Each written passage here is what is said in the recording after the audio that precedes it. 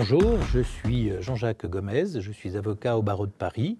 J'ai été pendant plus de 39 ans magistrat, au tribunal de Paris en particulier, et j'ai rejoint les dernières années de ma carrière judiciaire la Cour de cassation, où j'ai été conseiller. Je souhaite qu'au terme de ce cours, vous soyez en mesure de connaître les premières affaires de l'Internet et des communications électroniques, et surtout d'acquérir les réflexes nécessaires pour un usage libre d'Internet, mais respectueux des droits de chacun.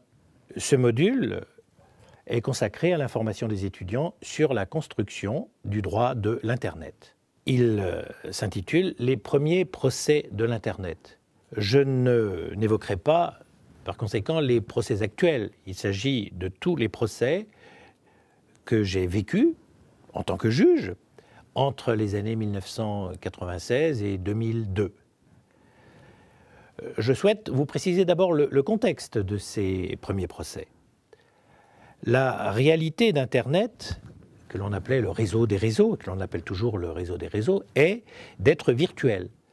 Et d'un point de vue topographique, il est un espace sans dimension, indépendant des territoires des États. Il est de fait un fantastique espace de liberté, mais il est aussi, et surtout, un défi considérable à l'ordonnancement mondial.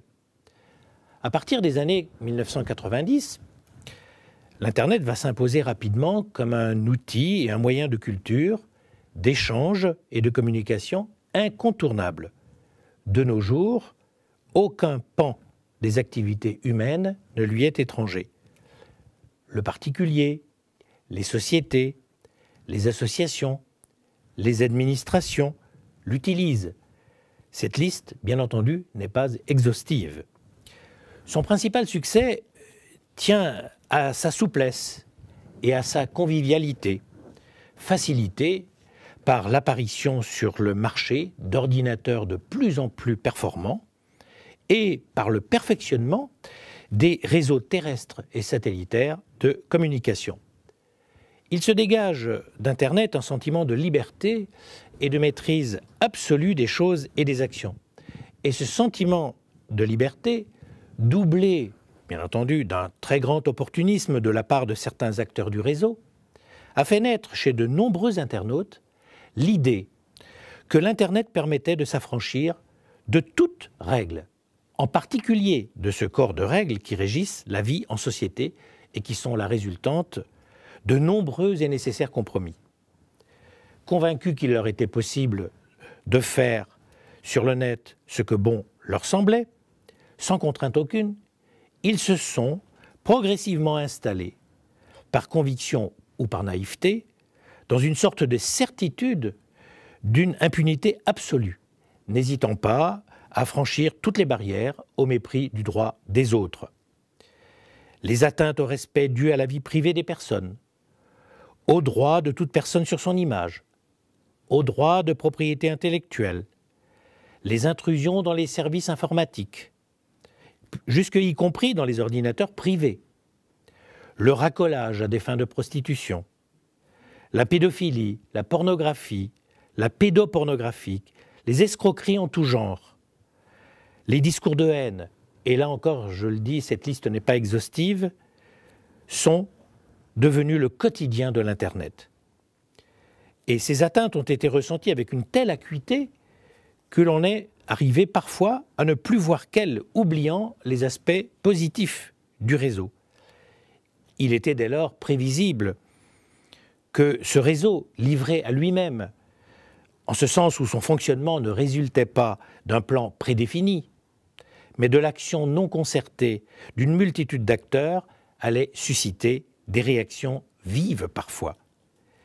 Et ce, pour la simple raison que la vie en société a ses contraintes, pour que puisse être assuré le respect des valeurs fondamentales, la protection des personnes et les équilibres au sein de nos sociétés.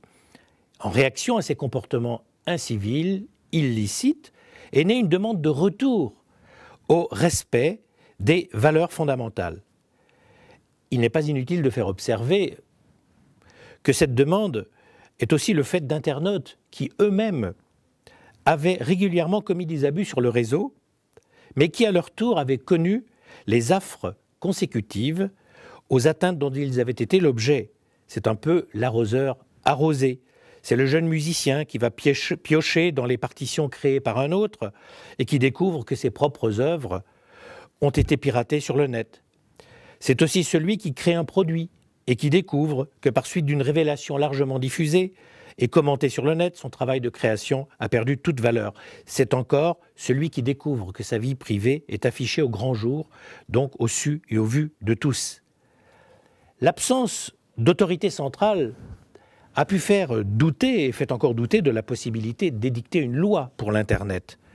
Si, à une époque un peu surannée, où Internet était de fait réservé à la communication scientifique ou entre militaires, l'ordre sur le réseau résultait de ce qu'on appelait la netiquette, qui était une forme d'autorégulation acceptée tant par nécessité que par respect de l'autre.